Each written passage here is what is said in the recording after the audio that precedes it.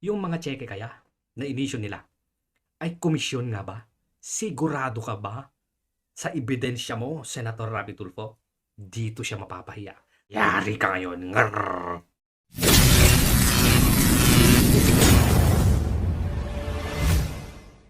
What's up mga chismoso at mga chismosa at welcome sa isa na namang video na talaga namang manggagalaitin na naman ang bawat isa sa atin.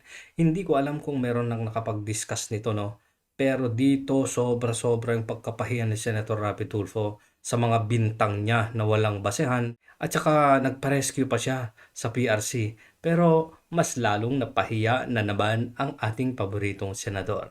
Marahil alam nyo na itong papanood ko na video na ito, pero para masundan natin kung paano nga napahiya na naman ang ating paboritong senador ay dito ay dinidiscuss ni doktor kung paano niya napapababa yung bill o nakakatipid yung kanyang pasyente kung yung gamot nila, yung nire-reseta nila. Pero tingnan natin kung ano ang gagawin ni Senator Rapi Tulfo. And coronary artery disease.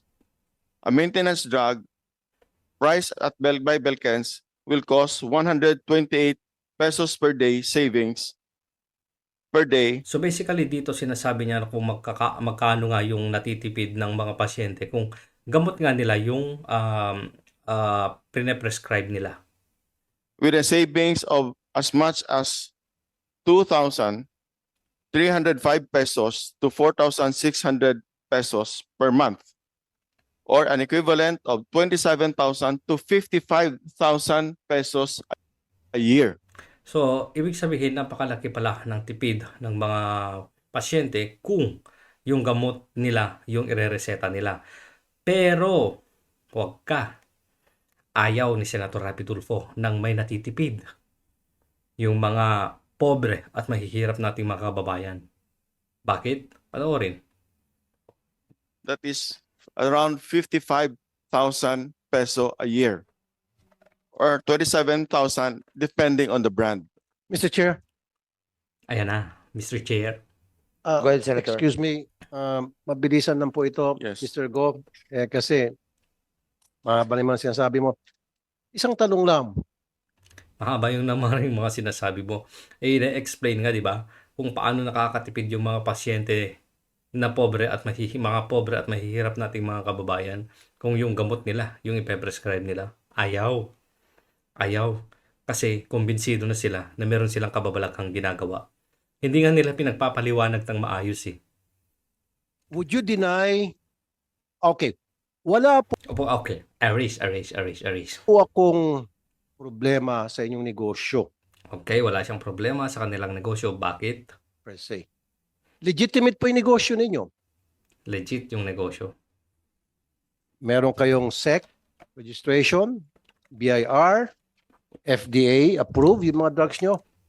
Aba, kompleto. Kompleto. Wala tayong problema dyan, sir. Ang tanong ko ngayon, would you admit or deny na yung may mga doktor na pasok sa MLM ninyo, Una, tinatanggi nila na hindi nga MLM yung kumpanya nila. Pero pinagpipilitan pa rin nila na MLM yung negosyo nila. ay nakakatanggap ng commission, yes or no? Take note, commission. Commission yung sinasabi ni Senator Rapi Tulfo. Komisyon ha. Komisyon. Paano ba yung komisyon? Kumbaga parang ang komisyon, ang alam ko sa pagkakaintindi ko ay tingnan nga natin dito. Komisyon. Compensation paid to an employee after completing a task.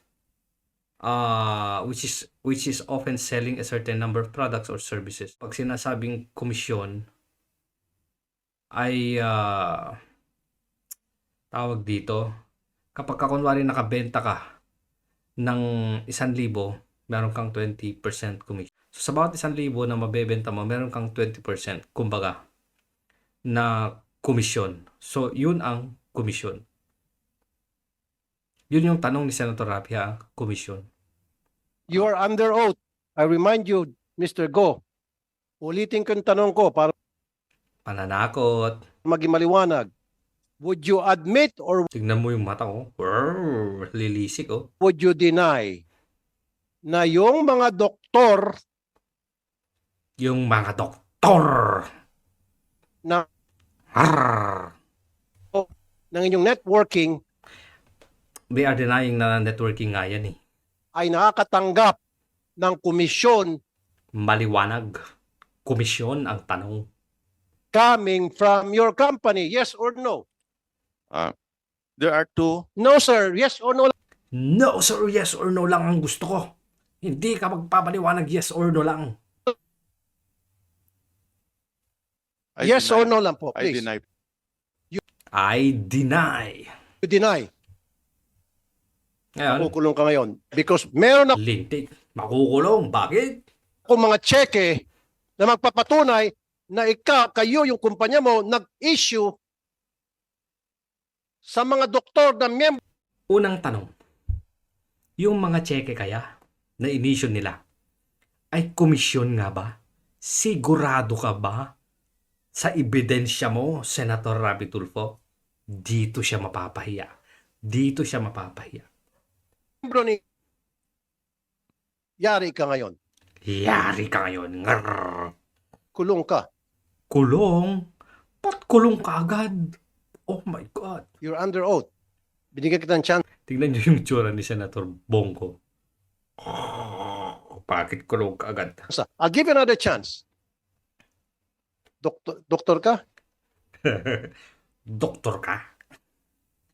Doktor ka? Yes po. Okay. Kawawa ka naman, Doc. Ulitin ko. Sure ka, i-deny mo.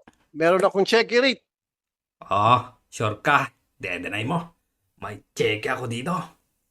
Tandaan, yan sa malalaglag, yan siya mapapahiya. Na yung mga doktor na miyembro ng MLM ninyo ay hindi nakakatanggap ng komisyon.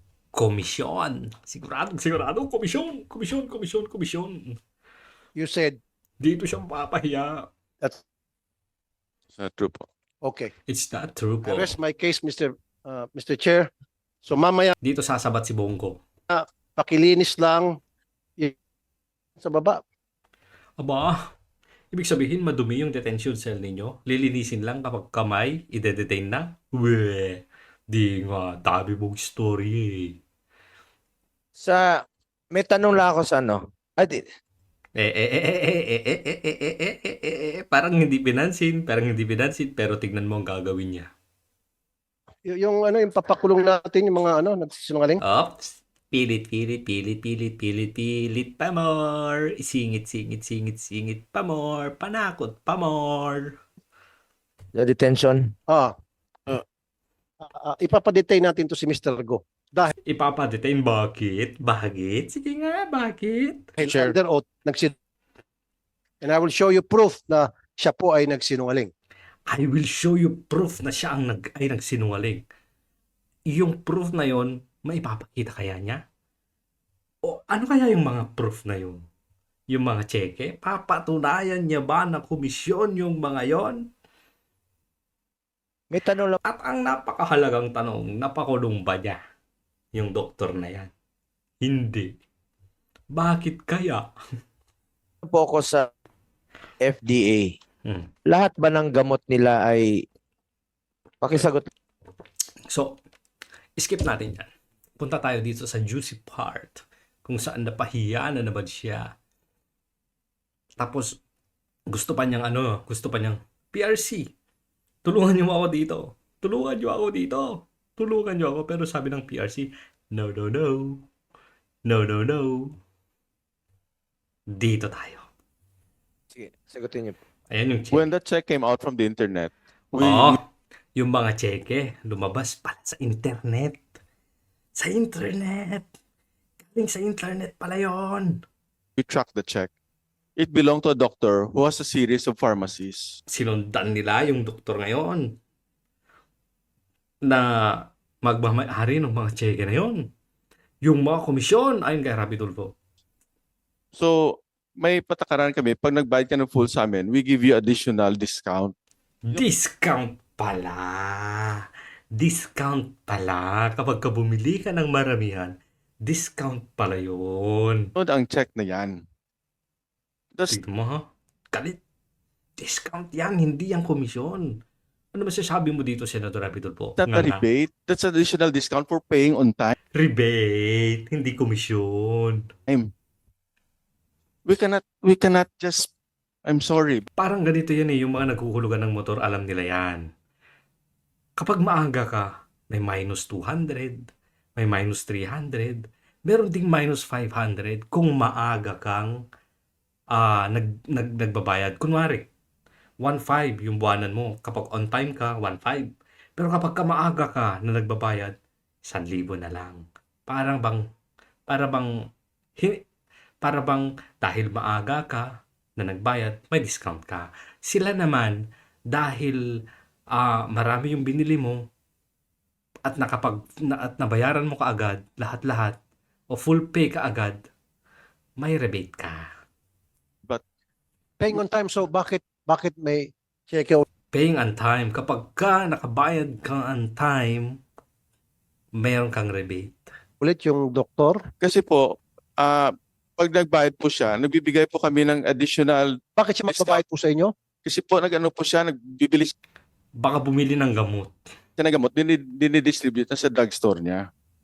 So bumibili siya ng Dito na may nasilip si Senator Rapi Tulfo. Conflict of interest yan. Tatanungin ng PRC. gamot Sa sa amin inyo. po, opo. Okay. Tapos may drugstore po siya. Exactly. Exactly! So, wala ka nakikita masama doon na bibili siya ng gamot sa inyo and then of course, dadalhin sa kanyang pharmacy. Ang kanyang kasi may rebate kanyo. So, ang kanyang gagawin ngayon, May rebate kanyo. So yung sinasabi niya kanina na mga cheque na komisyon pala, tinanggap nyo, mga rebate pala yun. Hindi pala yun mga komisyon. Ngayon, dahil nabasag siya dyan, naghahanap siya ng butas. Sa conflict of interest naman. Pero tignan lang natin, mas lalong nabasag na naman siya. irereseta lang niya ang gamot na kung saan binili niya sa inyo. Hindi Ah. siya magreseta ng gamot na hindi galing sa inyo because he will not receive anything. What's in it for him? May batas ba na nagbabawal ng ganyan? Yun ang tanong eh, may batas ba? Marahil unethical, pero kailangan ng investigation pa yan. Kung unethical nga ba, ang problema, may batas ba? May batas ba? Ha? May batas? May batas? Wala. Ang batas. Marami po siyang drugstore. No, and this is also a practice sa mga ibang pharmaceutical company na if ang Kaya doctor may gusto eh. drugstore, Okay, now, PRC. Oh, PRC. You have to save me. Rescue me, PRC. May conflict of interest ba doon? Yung isang doktor na magmamayari ng mga pharmaceutic pharmacies? Yan. Tulungan mo ako, PRC. Na bibili, tulad sinabi ni Mr. Go, na bumibili sa kanila Explain pa more, narinig nila. ng mga gamot para ilagay sa kanya mga botika at dahil May batas ba na bawal magmamayari yung doktor ng butika, ng pharmacy? Parang wala eh, kasi hindi nila na-brought out dito eh. Ang inaano lang nila, conflict of interest at unethical. Pero may batas ba na nagbabawal sa doktor na magmamayari ng butika? Parang wala, no? dyan, on time siya magbayad, nabibigyan siya ng rebate. Nabibigyan siya ng rebate. Hindi na pala komisyon. May conflict of interest ho ba doon? May irregularity ho ba doon? this, Doc, Your Honor, it's not as Eto na. clear-cut because of the circumstances Hindi clear cut. Hindi ho maliwanag. that you're saying that it's part of the rebate Oh, for paying early. So it's additional discount. it's not really clear-cut situation. so pang gray area. pang gray area na. Yes, sir. It So, depends on the circumstances, sir. Oh, depende kung ano yung pangyayari. Hindi kinapihan ng PRC. Ang gustong marinig dito ni Serapi. Yes, Serapi. Conflict of interest yan, Serapi. Tama kayo, Serapi. Pero Ang sinasabi ng PRC, depende sa circumstance. At saka yung sinasabi, hindi ho maliwanag eh. So, meron bang written agreement between you and the doctor na bumibili po sa inyo? Sa iba na naman siya tumalon. Wala na eh. Wala na eh.